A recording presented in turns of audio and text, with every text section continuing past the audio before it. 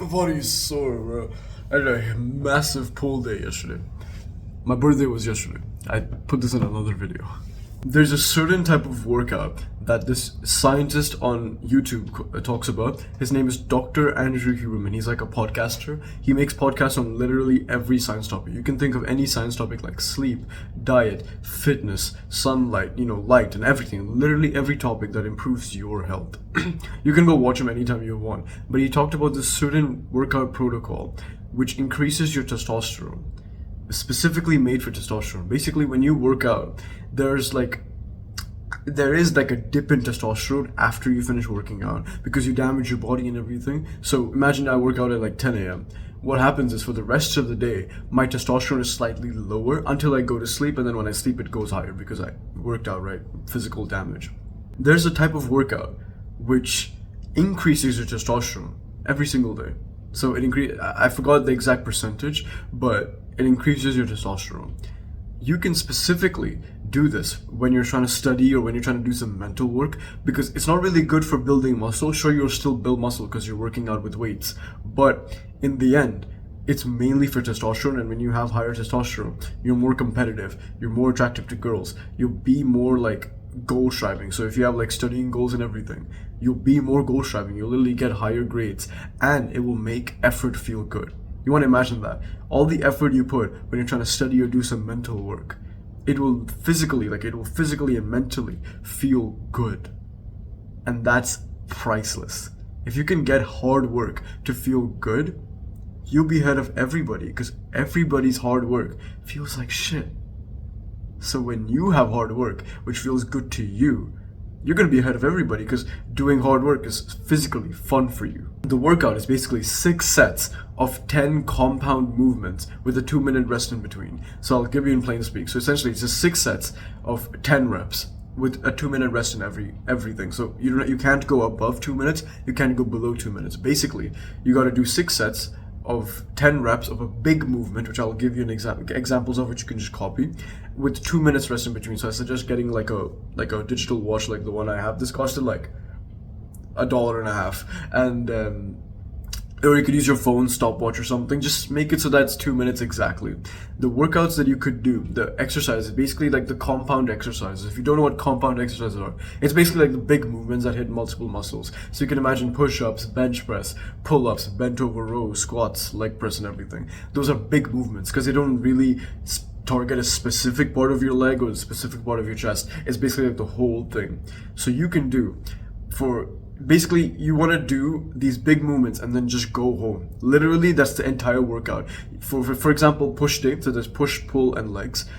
Basically, for push day, you could just do 6 sets of bench press. So you can do 6 sets of bench press, and you got to specifically make it so that the weight on the bench press is enough. By the way, if you're a calisthenics athlete, I'll just give you an example at the end of the videos, or you can just skip to the calisthenics section so I can give you like the body weight versions. But I'll do with the gym first because I go to the gym. You want to make it so that since it's only 10 reps, you want to make it heavy enough to the point where you do the 10 reps and you feel like you could do 2 more. You have to feel like you could do 2 more. That's the specific weight you're looking for. It's called 80% of your like RPM. I don't know the lingo, but basically you want to make it heavy enough to the point where you do it, it hurts, but you feel like you could do just about 2 more. If you really push yourself, you could do 2 more.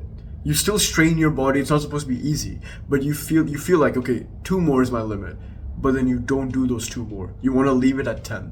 That's what the sweet spot is. Like, those games where like you hit this like thing, this like what's it called, like this line that's supposed to get into the bar, and the middle is like the sweet spot. Basically, you want to hit that sweet spot, which is basically you got to hit the 10 reps, and you should do it so that it hurts enough to the point where you can do 2 more, but you physically don't. You put it back on the rack.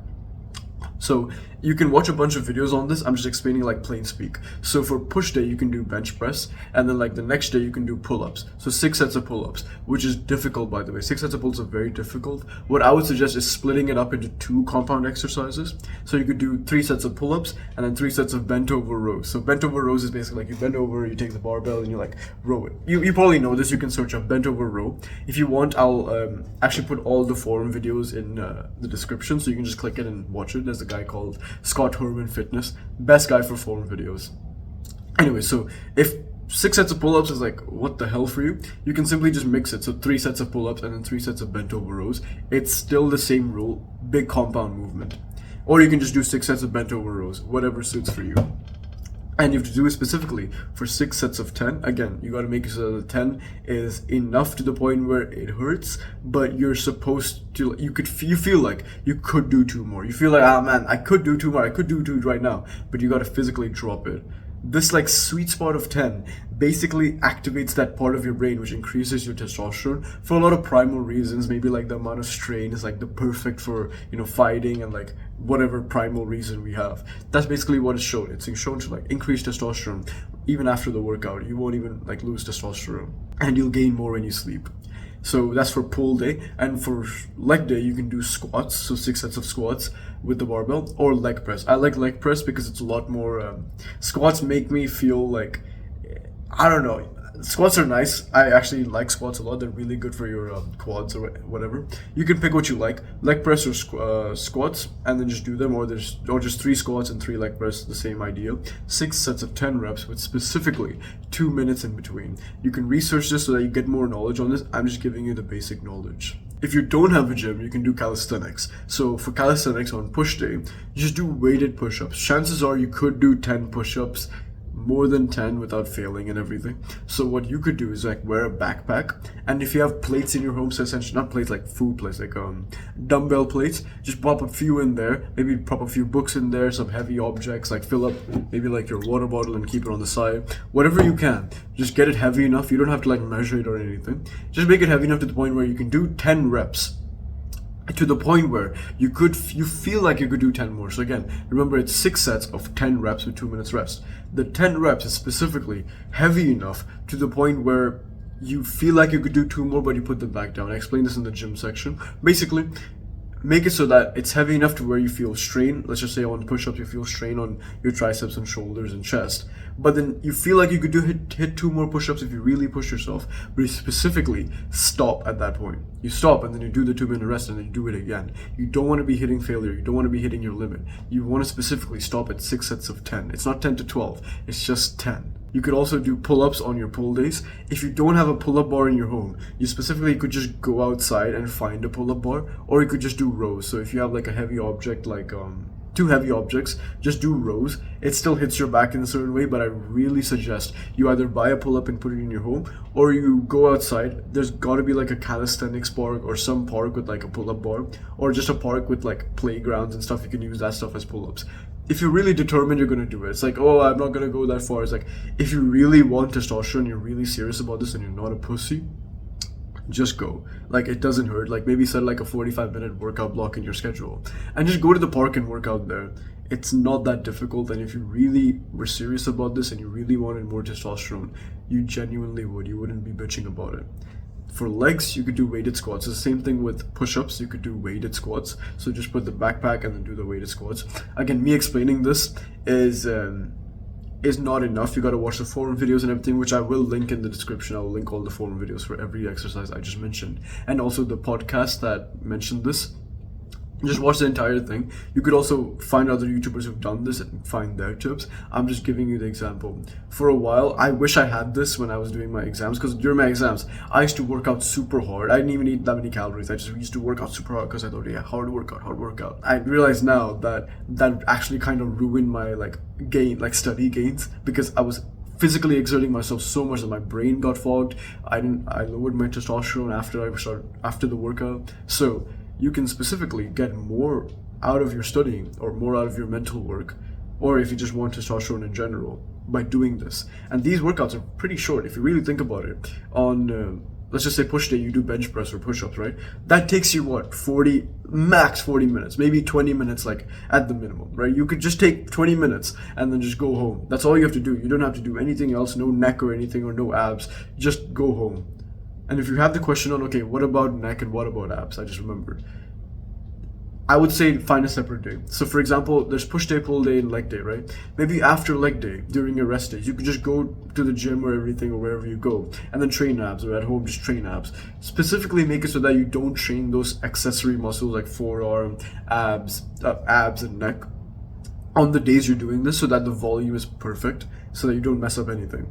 do this on I call these accessory days. I just do it then, so don't worry about it. And chances are, if you're doing this for testosterone, you don't really care about the aesthetics. You care more about the goal striving behavior and like the hard work, liking, effort feels good type of behavior.